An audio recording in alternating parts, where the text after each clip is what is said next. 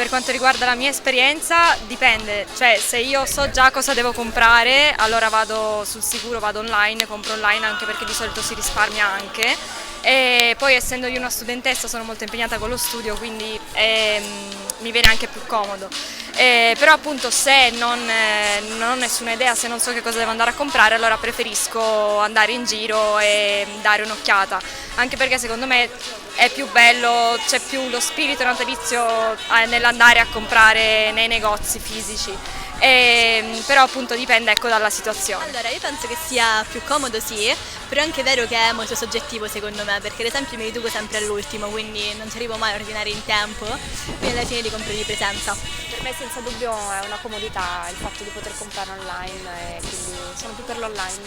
Solitamente ho fatto i regali sempre online, però quest'anno in presenza perché mi sono ridotta all'ultimo, quindi non ho ordinato niente. A dire il vero io acquisto sia di presenza sia online, dipende dal prodotto che devo acquistare, dalla convenienza del prezzo e dalla qualità. Guarda, faccio misto a seconda delle persone a cui devo regalarlo, perché se lo regalo ai ragazzi, ai figli, è difficile andarle a trovare magari quel paio di scarpe, quel prodotto, è più facile acquistarlo online, poi si può cambiare, quindi è molto comodo.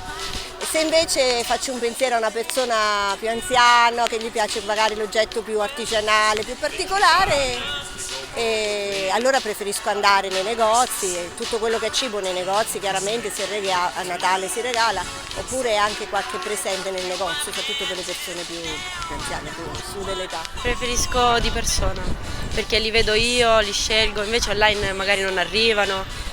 Di persona. Dipende da vari fattori. Innanzitutto se vedo che c'è un negozio che si confà, diciamo, alla persona a cui devo fare il regalo, io vado nel negozio fisico perché ho modo di toccare, per esempio nel caso dei capi d'abbigliamento, che è un tipo di regalo che faccio frequentemente, vado là, tocco la qualità del materiale, eccetera, eccetera.